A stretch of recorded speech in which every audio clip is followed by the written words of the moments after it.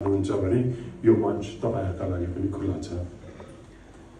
सबभन्दा पहिले म एपेक नेपालकी संरक्षक ज्योति श्रेष्ठलाई हार्दिक श्रद्धाञ्जली अर्पण गर्न चाहन्छु।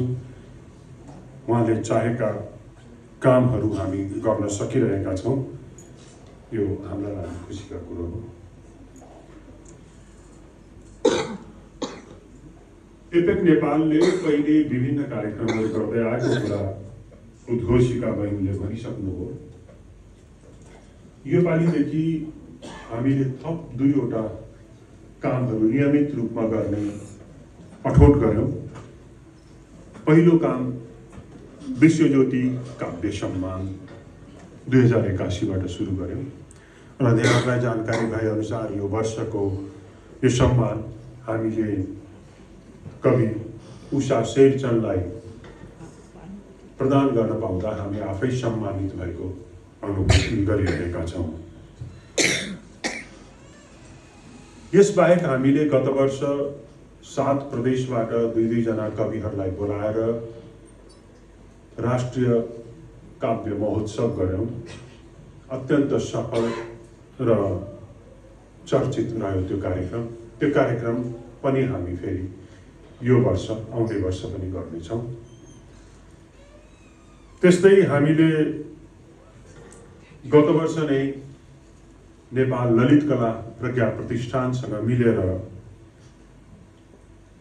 एउटा सिर्जना शिविरको आयोजना गर्यौं, काव्य चित्र सिर्जना शिविर, जसमा 15 जना कविहरू र 15 जना चित्रकारहरूले भाग लिए।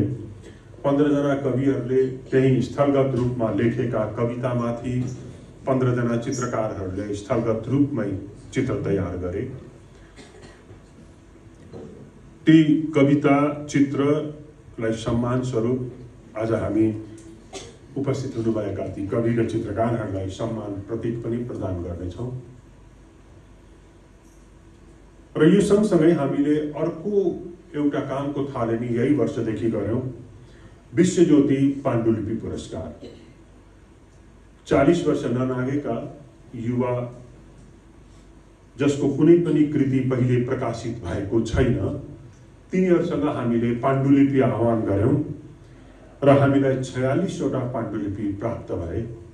त्यो मध्ये पहिलो चरणमा हामीले 21 वटा पाण्डुलिपि हामी आफैले छनौट गर्यौं र ती 21 वटा पाण्डुलिपि हामीले निर्णायकज्यूहरूका पठाउँदाखेरि त्यसमध्येबाट बहुत लामो डिस्कस, बहुत लामो छलफलपछि हामीले एउटा कृतिलाई, किनभने पछिल्लो चरणमा 4-5 वटा कृतिहरू आफैमा बेजोड कृतिहरू थिए, म त्यो कृतिहरूको नाम लिन किन चाहन्न भने त्यो दोस्रो भएको कृति फेरि अर्को वर्ष हामी आउन सक्छ, त्यो फेरि उसले भाग लियो भने दोस्रो वर्ष त्यो पनि आउन सक्छ, या त्यो दोस्रो भएको कृतिलाई अरू प्रकाशकले त त्यहाँ नपाएको कृति हो भनेर नदिन सक्छ भन्ने कारणले मात्रै मैले नाम नलिएको हो। र ती मध्येबाट, ती 5 वटा मध्येबाट हामीले हेमन्त शिशिरको कविता संग्रह बन्द कोठाको झ्याललाई छनौट गर्यौं र त्यसलाई प्रकाशित गरेका छौं र आज त्यो कृति अहिले विमोचन पनि हुनेछ। र यसका लागि म कवि हेमन्त शिशिरलाई बधाई पनि दिन चाहन्छु। त्यसबाहेक आगामी कार्यक्रमको रूपमा हामीले एउटा अर्को कार्यक्रम सोचेका छौं।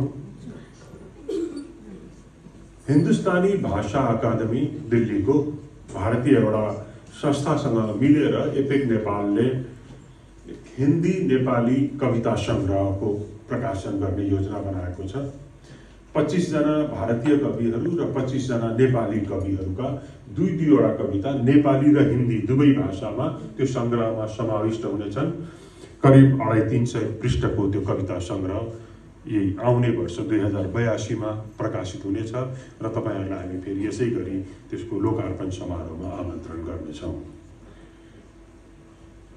र त्यसबाहेक अरू विभिन्न कार्यक्रमहरू हामी गरि नै रहेका छौं, गर्दै जानेछौं र मैले पहिले नै अनुरोध गरे जस्तै यो तपाईहरुको एउटा साझा मञ्च हो। तपाईहरुलाई पनि कवितासँग विशेषतः म अलिकति स्वार्थी भइरहेको छु, साहित्य हो तर कवितासँग विशेषतः कुनै कार्यक्रम गर्न मन छ नौलो किसिमको भने हामीसँग सम्पर्क राख्नु हुन्छ, हामी खुसी हुनेछौं त्यो गर्नका लागि। यो सँगसँगै आजको कार्यक्रममा हामी कार्यक्रमलाई 2 चरणमा विभाजन गरेका छौँ। पहिलो चरणमा सम्मान प्रदान गर्ने कार्यक्रम र त्यसपछि हामी चिया खान्छौँ। चिया मात्रै खान्छौँ पहिलो चरणमा, त्यो ब्रेक मात्रै हो है 15 मिनटको। त्यसपछि त्यो दोस्रो चरणको कार्यक्रम हुन्छ एम आर्ट थिएटर अर्थात् वीरेन्द्र हमाल र उनका समूहहरूबाट आज एउटा कविताको इन्द्रेणी मञ्चन हुनेछ। 7 जना कविका कविताहरूलाई उहाँहरूले मञ्चमा प्रस्तुत गर्नुहुनेछ। कवितालाई नाट्य रूपमा प्रस्तुत गर्दा कस्तो हुन्छ त्यसको साक्षी आज तपाईहरु बस्नुहुनेछ। र वीरेन्द्रसँग कुरा भइरहेको थियो, अब यो मञ्चनकै कामलाई अगाडि बढाउँ भनेर अहिले नभनिहालौँ, हामी केही नयाँ कुरा लिएर फेरि आउनेछौँ।